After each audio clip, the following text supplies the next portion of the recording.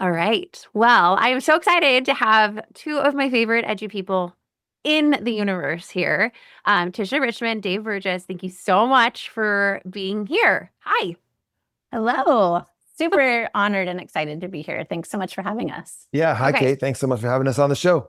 Amazing. Amazing. All right. So knowing that the bridge is really about building, celebrating, and propagating connections and education, I want to start by just like why you guys are here together. Because I reached out to Tisha and she's like, I got to bring on Dave. So what's that story? What's your guys' story?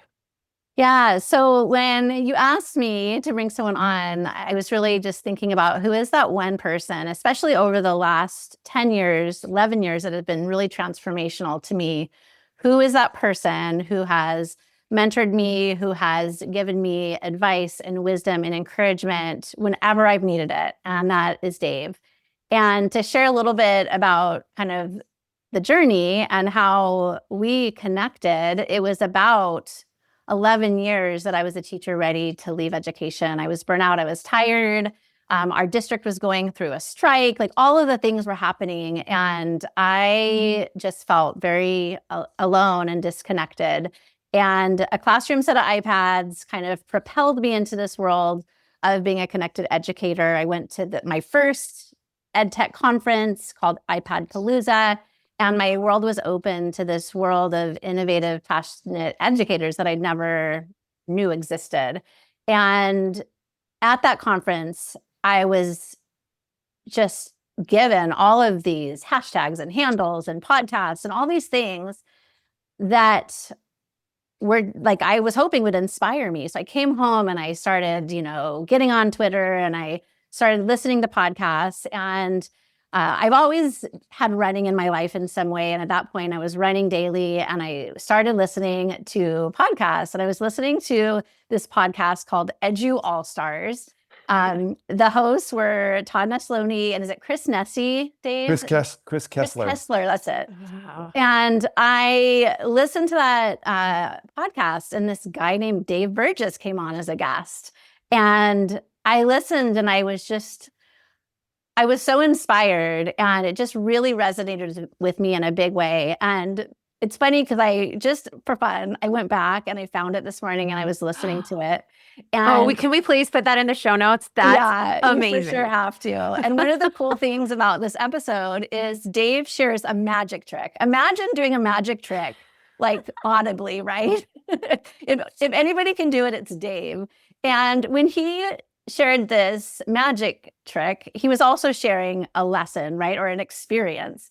And in this magic trick, he basically is asking the participants, because we're all like engaged in this magic trick as listeners, asks us to get rid of these things: fear of failure, believing you have to have everything figured out before you start, perfectionism, lack of focus, fear of criticism, and fear of change. And when you can get rid of all those things, you're ready to teach like a pirate. And when I listened to that this morning, I'm like, oh my gosh, like when I think about this past 11-year span, I think about, whoa, those are definitely major factors that I have been able to throw out to really just, I don't know, respark my joy and my passion for education. And so I give so much credit to Dave for that. From that podcast, I found the TLAP chat and I got connected there and I started learning from other educators and I started sharing some of my story. And again, Dave was always the one that would just encourage me when I would share out that thing that I did in my classroom that I wasn't sure if it was a really great idea or not. Like my students loved it, but is this something that would really benefit other educators? Dave was always there to say, oh my gosh, this is awesome. Keep going, And I just have appreciated that so much. And, through TLAP, it was probably another 2 years later, because Make Learning Magical was born in 2018. I felt enough confidence to have an Empower Talk with Dave and to write a book proposal and share my manifesto of how I went from a burnout teacher to a teacher that was able to spark that joy again and really transform what teaching looked like for me and really create unforgettable experiences in my classroom. And that journey has just led me to so many incredible experiences and new jobs and Mm-hmm.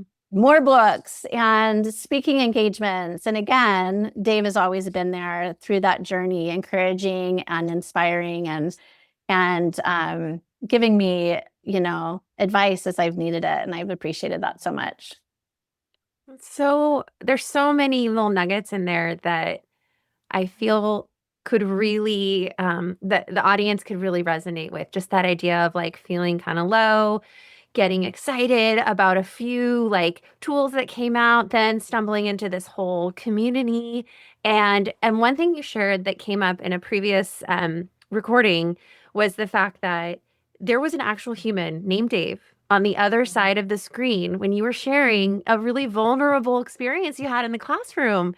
So Dave, like, okay, turning the coin over, like, what's your version of this? Well, first of all, it's quite a blast from the past, that podcast.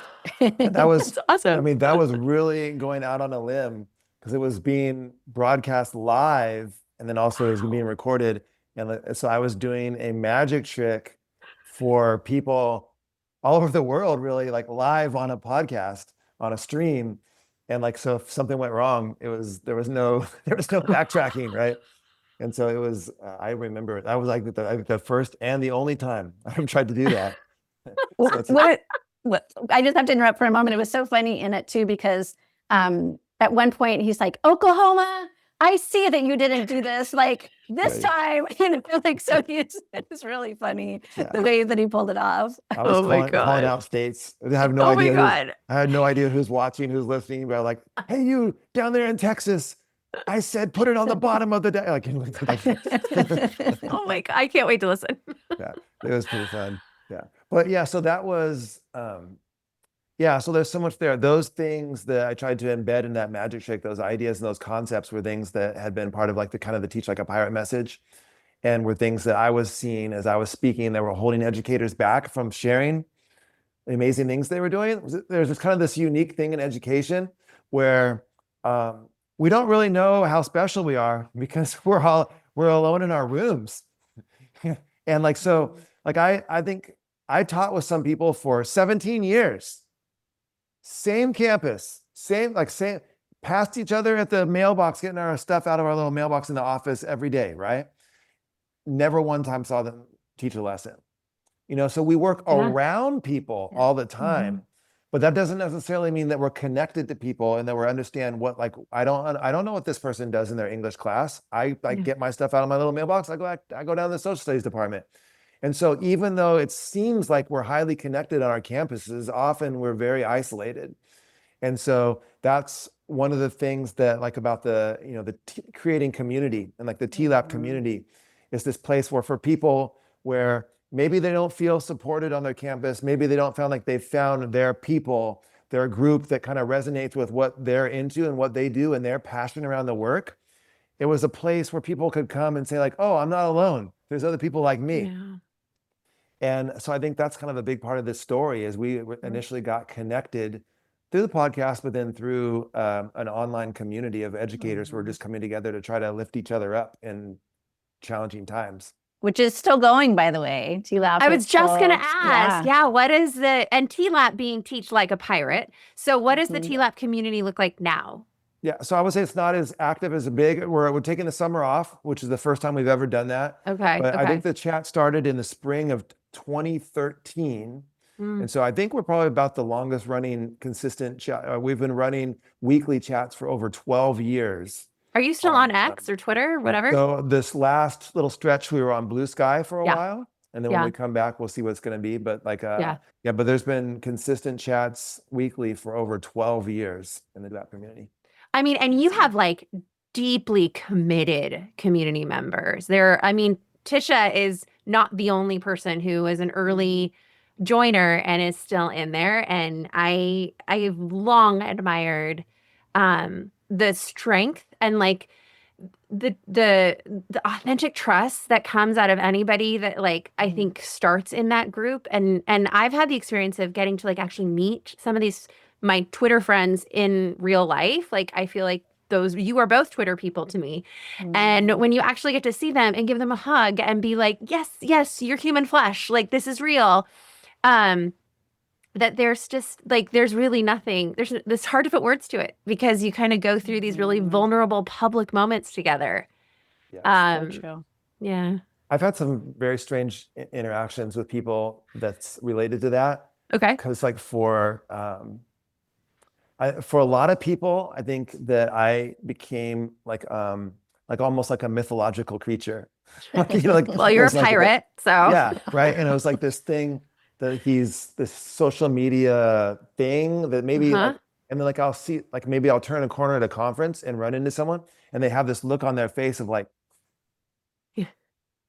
oh my, like you're a real person. Like you said the thing about the flesh and blood is like Yeah. they're almost shocked that I'm like, hey, how you doing? Whatever. And they're just like their whole Don't know world what is you do. blown. Like, wait a second, you live online on that Twitter place. Like you're actually real. You're not just like a pot, like I'm like my voice and my An ears. avatar. It's not, yeah, Yeah. like an avatar. Like it's Well, been very I funny. feel the same way. I mean, Tisha, I'm sure you've had those moments too if you're just like, no, I'm Tisha. Like, or you go into you're doing your session and you're like, yep, all those ideas I tweet about, like this is what it looks like in real life, you know? Yes.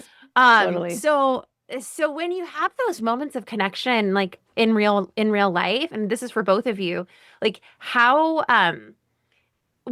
do you feel after? I mean, I know, like, or is there a moment that you've had with somebody where you're like, that just stuck with me? That was a moment that I won't forget. Not to put you on the spot because we didn't prep that question, but I'm kind of curious. Yeah. I mean, I find so much just fills my soul anytime Mhm. that I am able to connect with this community that most of the year I'm online with in person. It it's just like meeting with your closest friends, like Mhm. because they become that because you're connecting through Twitter or whatever social media platform it is, but they're there for you in those times when you might feel really low or alone in your district and you just find such inspiration and joy from connecting there. So then to meet in real life and Mhm. have that tangible like conversation, whether it's over coffee or in a hallway or in a conference session, it just is so fulfilling and just brings me so much joy. So anytime I come back from a conference where I see my people, my heart feels super full. Yeah.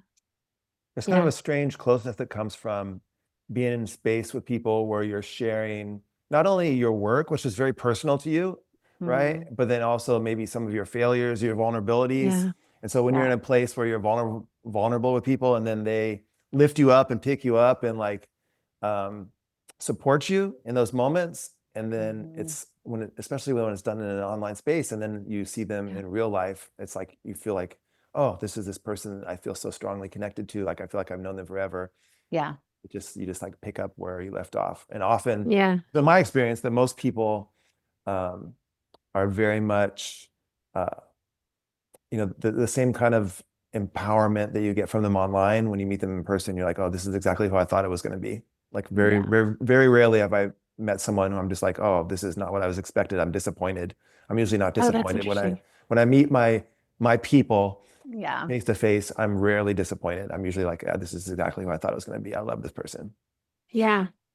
Same. Well, you two have something really like next level in common, which is not only have you been super dedicated to building community online and in person, but I mean, you've written books. You are also like people get intimate with your stories. They do. Like they'll bring you on vacation and they'll bring you into their bedrooms or their living rooms. And um, I wonder, how so Tisha being an author and Dave being an author and running a whole publishing empire. What is it about your stories? How do you go through the process of determining which are the stories you want to write down and share that way? Wow. I would say for Make Learning Magical, And we'll put links to books in show notes. Okay. Yeah. Okay. So thank you. Make Mhm. Learning Magical is really my manifesto. And it is truly telling my story of how I was at that really low point in education. I was ready to leave. And it's taking a look into my classroom and really breaking down the 7 keys that were able to transform what teaching looked like for me and really create those unforgettable experiences for students. And so my hope in writing down my story and sharing kind of that transformative process, I was hoping that that would resonate with other educators that may have felt that low point in education too, or maybe had felt like they'd lost their joy, and sharing, these are the 7 keys that unlocked my classroom. It's not going to look the same for you, but whether you teach culinary arts or English or math or PE or whatever subject it is, kindergarten through high school, I'm hoping that they can take those keys and really apply it to their own experience and be able to find ways to transform what teaching looks like for them and what learning looks like for their students. And so it was a very, very personal Yeah. story that I wrote with actionable things that an educator could do to help restore or spark joy or create, better learning experiences for students and a better teaching experience for them. So it Mhm. Make Learning Magical most definitely was written from the heart. And it was a book that I was so grateful to have the opportunity to write because my experience really transformed what teaching and learning looked like for me forever. And I wanted to be able to give back and share that with others. So that was that story. Dave, do you want to share anything before I dive into Dragon So Smart? yeah, well, so I think I can very clearly remember conversations we had around Make Learning Magical when Tisha pitched it. And she has used that term twice, manifesto. That's a term that we use at Dave Burgess Consulting all the time. And in fact, an Empower Talk, which you have with every prospective author goes through an Empower Talk with me, or now possibly Tara Martin. And the M is for manifesto. And it's this whole idea that we don't want people to write books they're a little interested in, or they think it's going to fill a gap in the market, or like sell well, or anything like that. Like we want people to write the core message that they want to share with other educators in the world. And I always tell them, like if you could give a TED Talk next week, like this would be your TED Talk. I want your TED Talk book. If you could give a keynote, this would be your keynote topic. This would be the kind of thing that after you were done speaking, you would just want to like slam the mic down and break it, because who the heck's going to step on the stage after what you just said? You just crushed it. And then what we tell people is like, here's the problem though. A lot of people who can be that passionate about speaking and about their message and sharing it, then when they get behind a computer, all of a sudden they feel they have to be very formal, professional, and academic. And the 2-dimensional written page already sucks out all that emotion and intonation and inflection and gesturing, all that kind of stuff that a speaker has. So you have to go almost over the top as a writer to bring in that kind of passion and that personality into what you do. And so like we're looking for books that have that flair of originality and that manifesto kind of flair to them. Like this person is like on fire about this message. It's coming, like they just can't possibly keep it inside of them and they can't wait to share it with the world. And that scares a lot of people. A lot of people are scared by people that are that passionate about their work. But whenever we see someone like that, we're like, oh, they might be one of us. Like they might be one of us. And so that was something that we could feel in Tisha, is that she had this message inside of her, and it was very personal and transformative for her. And like, wow, how cool would it be if she could amplify that and share it with other people?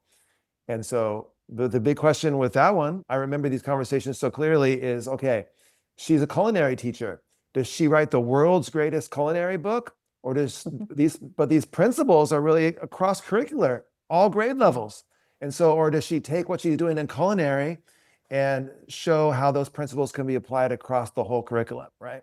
And so that was the direction that we took with Make Learning Magical, was to take her culinary experience and share it and show how those principles could work on a wider scale, right? But it's always fun to have those conversations. Just like yesterday, I can remember having those talks with Tisha about that. That's awesome. And in a way, like through the partnership, through your guys' relationship, transformation of your story happened. It sounds like, Tisha, like maybe you walked in thinking this is the manifesto, but through the relationship and the coaching and even just like hearing yourself say stuff out loud or writing stuff down, I wonder, did you go through a process of transformation as well? And if so, like how did that come out in other aspects of your life? Yeah, well, I for sure grappled with, I have this story that it's burning inside of me to tell, but what shape is it going to take, right? Mhm. Like what, and I remember having having the conversation about an acronym or whether to have magical be an acronym, because it is an acronym. Those are my 7 keys of the letters of magical. And, absolutely. And I think I so appreciate, and I know Dave has done this for so many people, is really allow my voice to be authentic and true to who I am in my experience, and also just giving that guidance as far as like, how do I even start? I remember Dave saying, just start putting your ideas in buckets, if you have an idea, put it in buckets, or if you have that blog post that you wrote, put it in a bucket and just start kind of sorting out like what it is you want to share. And I just so much appreciated just that journey. Yeah, and thinking about other people, myself included, that we have stories. We have our little nuggets, right? We have the stories that keep us going or get in our way or just are right here or here. Um, and it's helped to get it out in writing in little blog posts or sharing little stories on social media. But do either of you, like, if someone's listening and they're like, I think I have a story, like, or something's right here and I don't know where to put it. Like, what what do you tell them? Like, how do you coach them? Yeah, so I think that most people do have that story inside of them, and whether it's going to be a book or not is, you know, is not for sure, right? Maybe it is going to Right. be through blogging, Yeah. maybe it's going to be through podcasting, whatever. There's lots of different ways, or presentations, or whatever it might Yep. be. But it's always it's funny that Tisha mentions the buckets, because what people like, the hardest thing to do if you're going to write a book is to open up like a document and say, okay, page 1. Like, and just like, Right. that's not the way that a book is written, right? A book is written, and like what I recommend, and this is how I wrote Teach Like a Pirate, is I say like, okay, you're going to create these like folders, or I call them buckets, and like like here's my classroom stories that resonate and like were powerful and transformative for my concept of teaching. I start put them in a little file, right? A little section of a notebook or whatever. Quotes that I love. Oh, here's my little quote bucket. Here's my presentations that I give and the key points in my presentations. Here's another bucket. Oh, this. And then what happens is you start to see all this stuff build and gather around you. And what seemed overwhelming at first, the concept of writing a book, all of a sudden now it's like you have more than a book. You have so much stuff. And on any particular day, you can work and flesh out. Like, why don't you open up that bucket of classroom stories and write a couple of, flesh them out and write them out in paragraph form, And then what it becomes is not writing a book. It's more like putting together a jigsaw puzzle. You have all these pieces now in Yeah. front of you. And so now it's not overwhelming that you're writing a book. It's like, how do these things all fit together? And it's like more of fun of like how can I organize these things in an effective way? And so you're putting together a puzzle as opposed to writing a book. Oh, I love that metaphor so much because I puzzle. I'm a puzzler. Yeah, yeah. And And it a lot of does make so people much sense. and a lot of It people does. speak, right? They speak about their stuff. Yeah. And so like I always like, if you're a speaker, you already have a head start. Like, just Yeah. write down what you say. Like, that's Yeah. your Totally. that's Google your voice starting typing's script. there. Yeah. Like, there are people that do so many sessions and they're like, oh, I don't even know where to start with a book. I'm like, are you kidding me? You have like 10 breakout sessions you do at conferences. Like, Right. that's 10 chapters right there. Like, so That's it's such a good yeah, point. people have so much inside of them and they just maybe don't know how to tap into it. And so that's one of the things that we help people do, is figure out like, okay, how can you get all this stuff that's inside of you out and put it in, organize it in a way that's going to be powerful for readers? Yeah, so I have recently, as of like January, started teaching actually teacher candidates online, and I get to teach them their one unit of ed tech, which is quite an honor. I have so many thoughts about why there's one unit, but that's okay. We go for it. We go big and hard. And so one of the ahas my students have made, and this is connected to what you're sharing about buckets, the idea of curating and like bookmarking is not as familiar to our emerging educators, our novice educators, as maybe it is to us. Like us being people that have been around the tech with the classroom for 14 plus years. And I couldn't have survived all the tools that were coming at me from conferences and Twitter had I not had like some sort of system to curate and then go back and reset and revise and figure out what I want. And so I've actually taken them over to Wakelet, and I said, I'm going to also give you a lot of resources, and you're going to have research and you're going to do research. So let's get you started on a Wakelet board. And so many of them didn't even know it existed or hadn't even thought about it.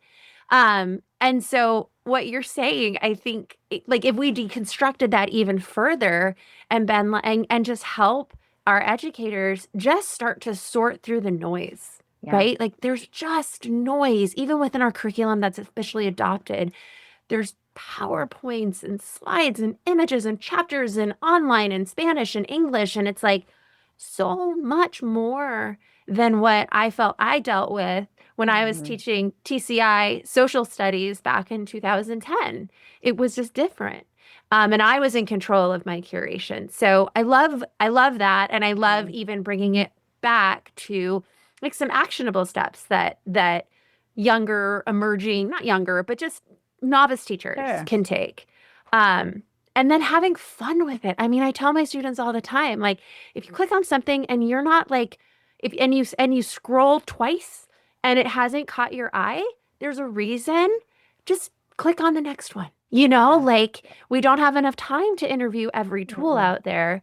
And sometimes we just need to like trust our guts. So anyways, just made me think about what you were sharing. And I wanted to bring it back to this idea of joy, because that's so centered in what I do and what I want my teachers to do and what I help other educators do when I go out into the field. And I know that that's a common thread with all three of us, very much so.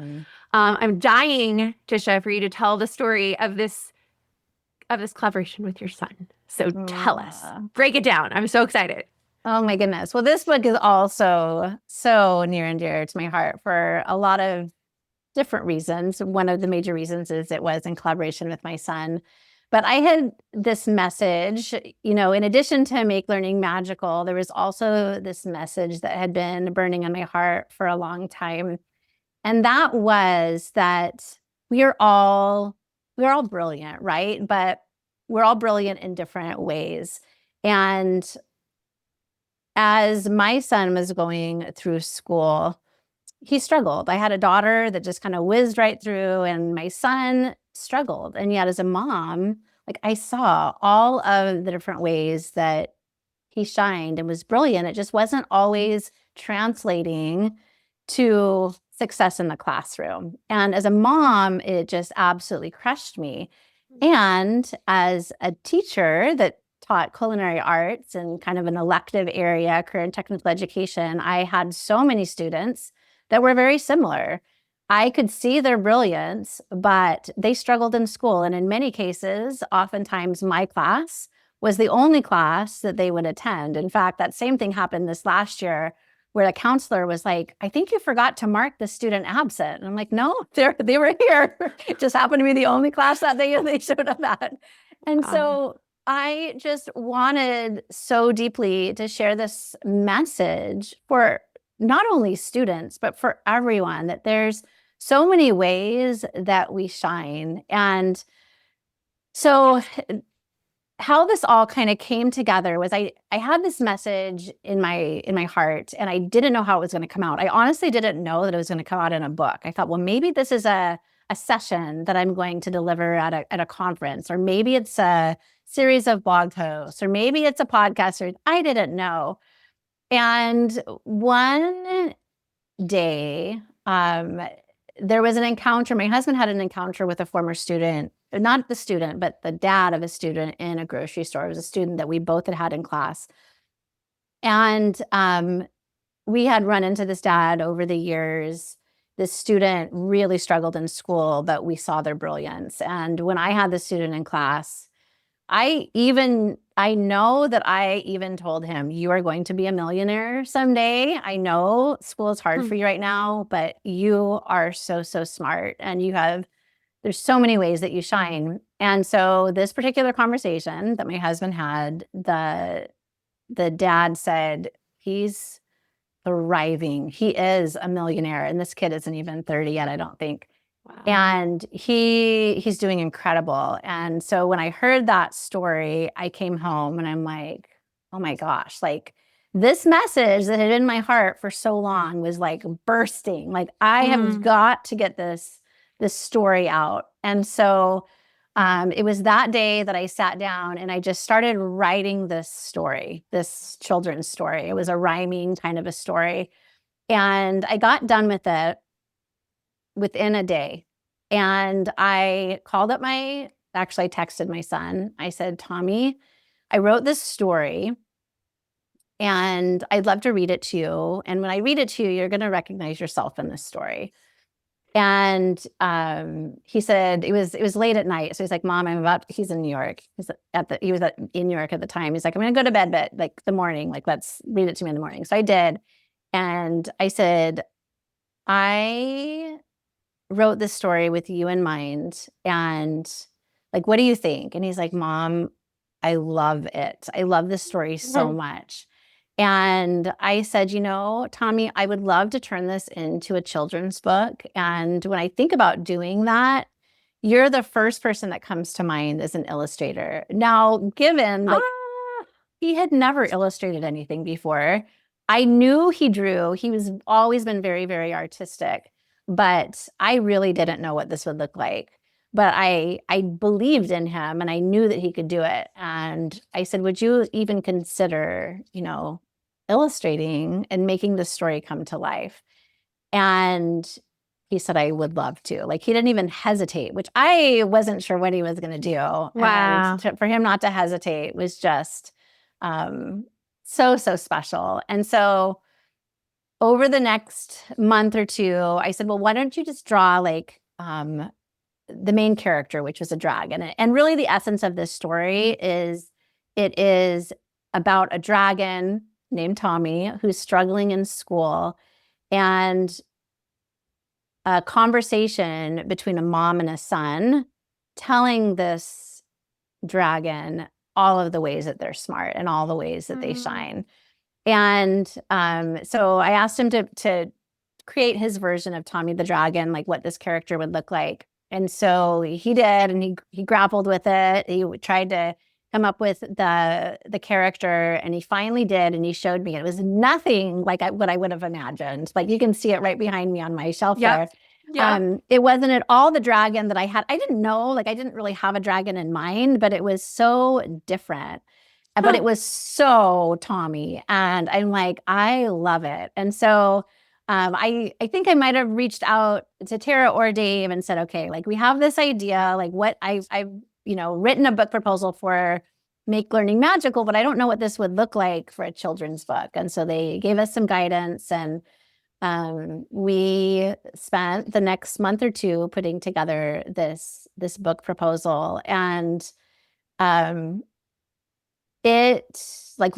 to say that when they accepted it, like, we were like over the moon, because I had really talked myself out of it getting accepted. Like, I was like, because it was over Christmas break, and I'm like, it had been like a little bit over 2 weeks, and I'm like, I think they're just waiting till after the holidays to let us down easy. Like, I didn't tell Tommy this, but I'm like, they just don't want to crush our holidays.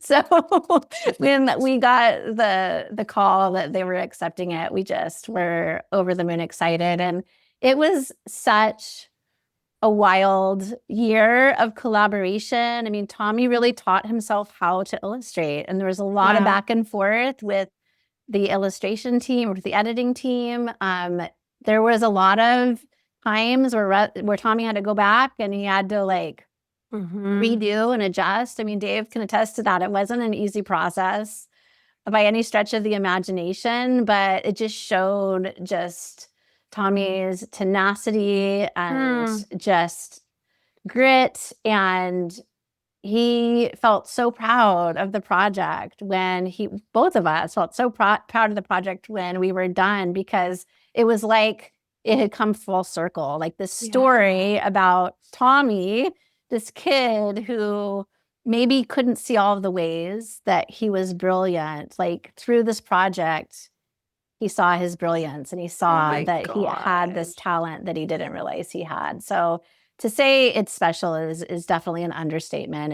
It's a project that is just so near and dear to my heart. And it's brought us closer together and bonded us to another son.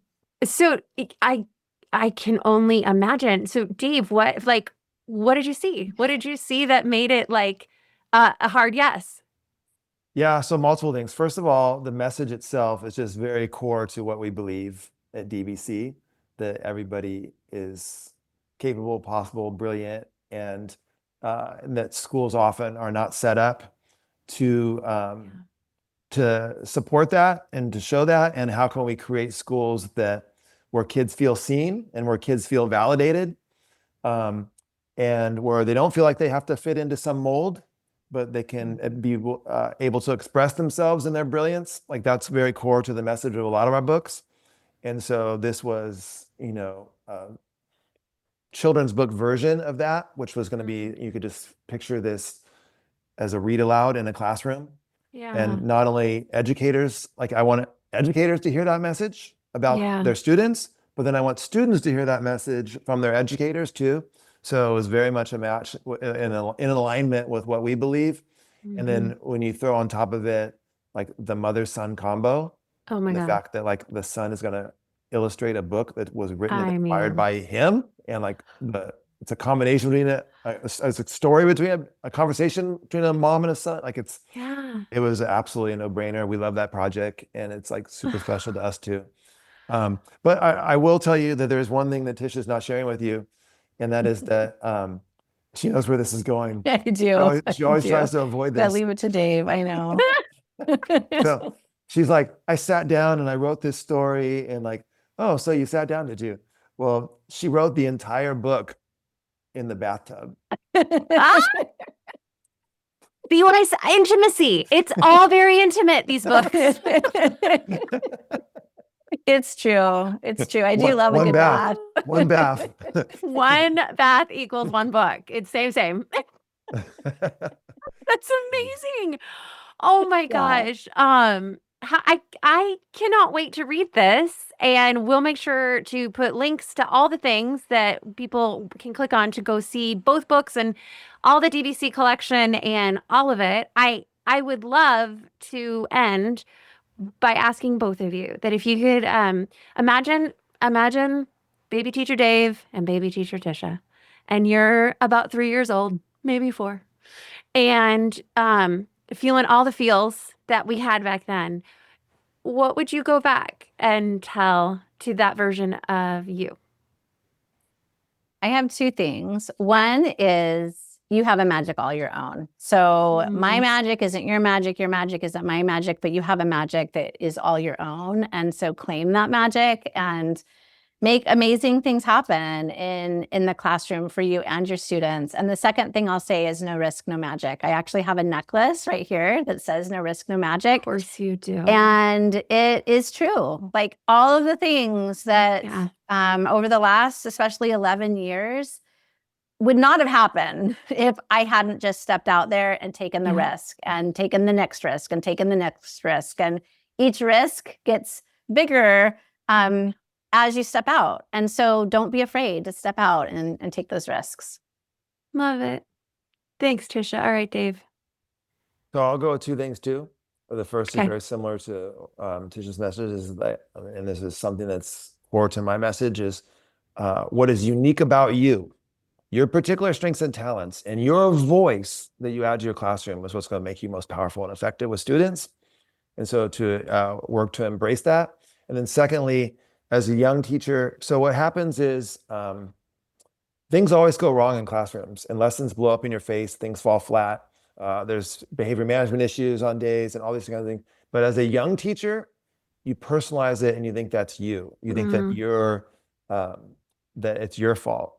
And what experienced teachers learn is that never goes away. And that's not because you're not good at teaching, it's because this is just really, really hard.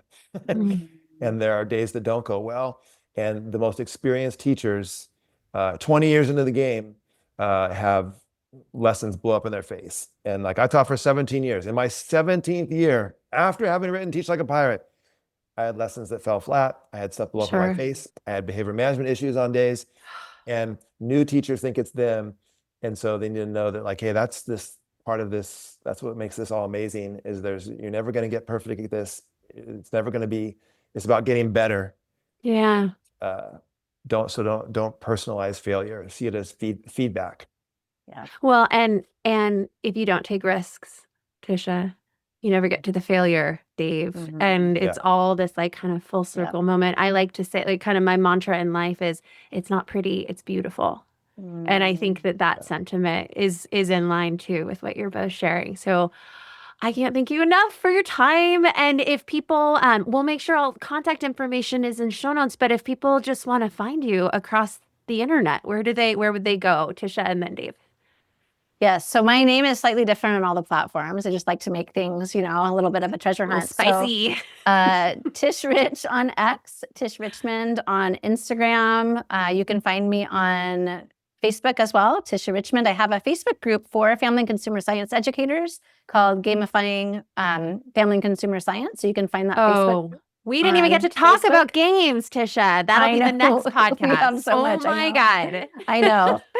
So and you'll find me on LinkedIn. I'm on Blue Sky. So all the places. Wow. And then I have a website, TishaRichmond.com, where I share blog posts from the last 11 years and have lots of resources there as well. Awesome. Thanks. And Dave? So I'm on Twitter or X at Burgess. My name just flipped around to Burgess Dave. I'm on Instagram, DBC_I. And I have a podcast, The Dave Burgess Show, an inconsistent podcast. the Dave Burgess Show, hopefully more consistent soon.